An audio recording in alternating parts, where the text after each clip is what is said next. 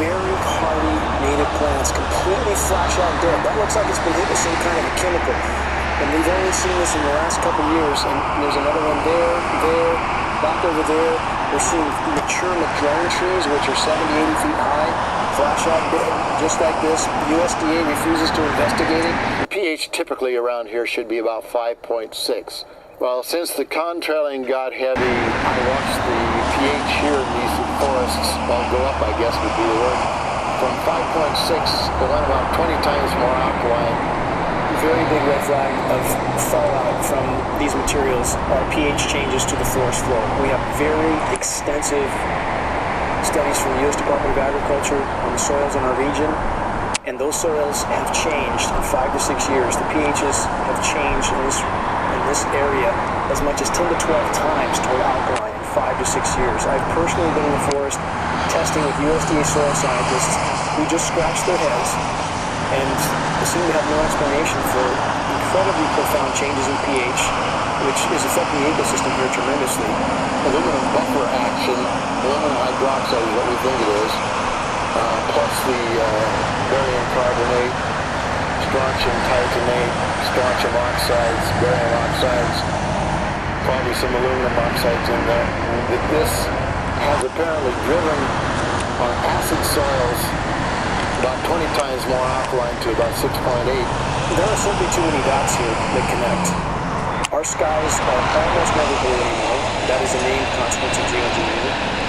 The amount of lost sunshine hitting the planet right now is beyond belief. If people look up the term global dimming, they will see that fully 20% of the sun's rays that reached the planet several decades ago are no longer reaching the planet. I mean, that's a profound change that few people even know is occurring. And you have very visible occurrences in the sky from the aircraft, a very visible sun-blocking, expanding, dingy trails that are exactly what geoengineering patents describe. Heavy aluminum, I'm talking like in the 40s and 50s up to 3, 4, 5,000.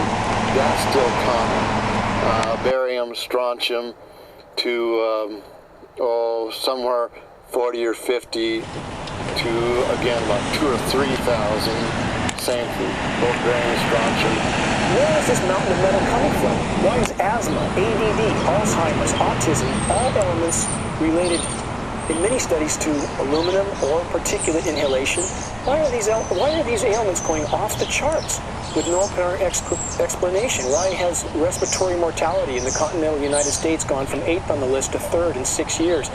And no one seems to ask any questions why every other person has asthma now, why every other commercial on TV is an allergy medication.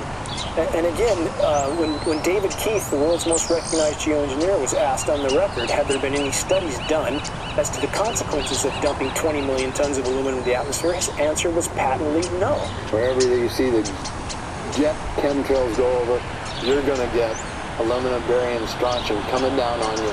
Why would we not believe it's happening when what we see in the sky matches exactly the express goal of numerous geoengineering patents, about 160 or more?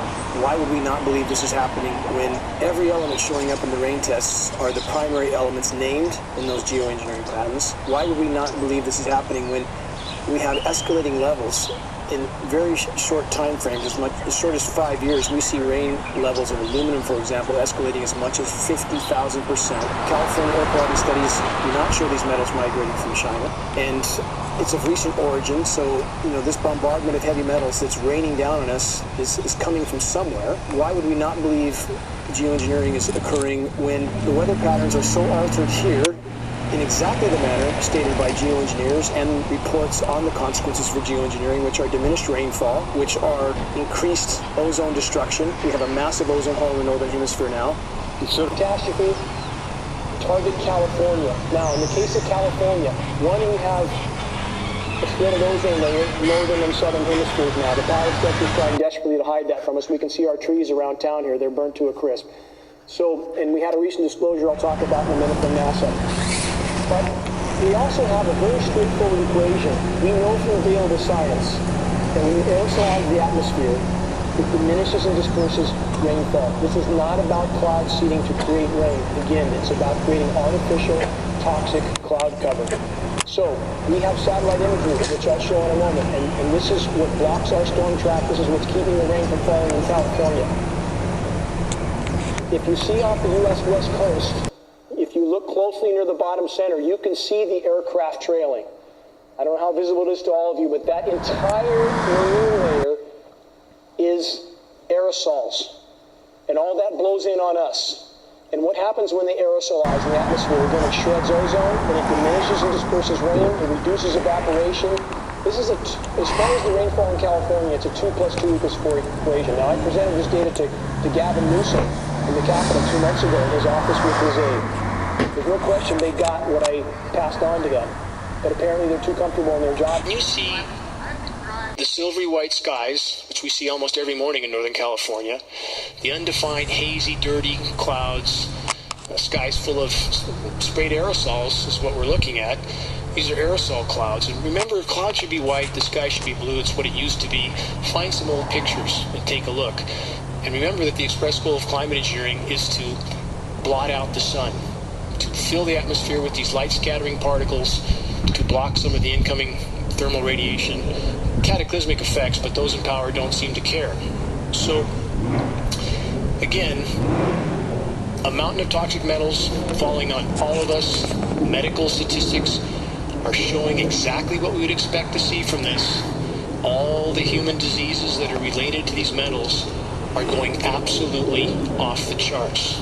As mentioned before, autism in the last 40 years has gone from 1 in 5,000 to 1 in 47.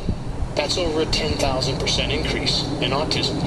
And now we have one of the most recognized institutions for research on the planet, MIT, stating that in less than 10 years, we will see 1 in 2 children with autism.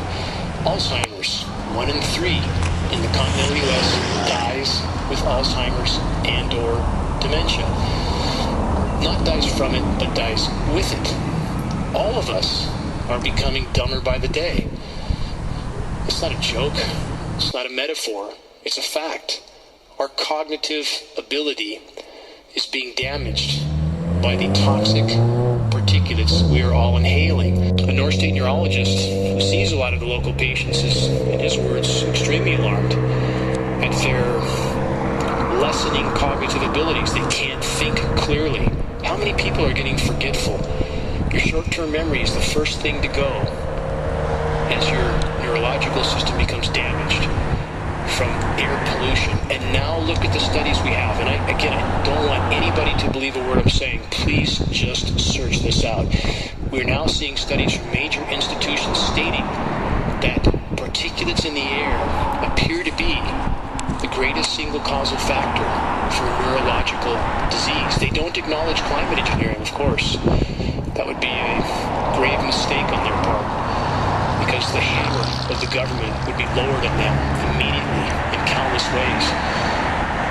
It's just a fact. This is a story that the government will try to hide as long as they can, but this issue, more than any other issue, affects every single one of us, everything we hold dear.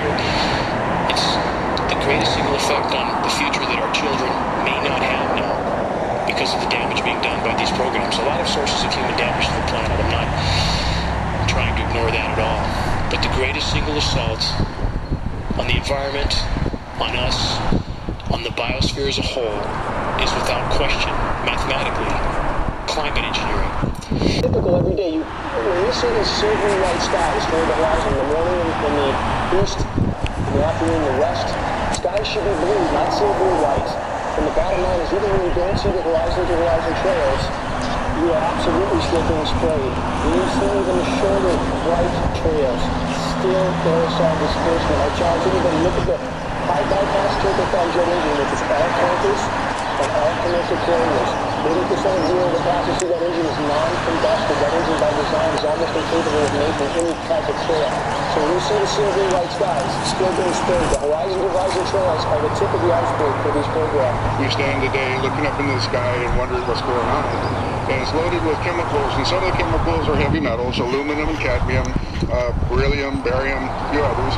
And I do an awful lot of work. And so when we're looking at hair analysis, which is a low-level cardiac toxicity analysis, I'm beginning to see more and more, particularly in the last 5 years, of our children having a spike of cadmium and aluminum. Now, we thought we had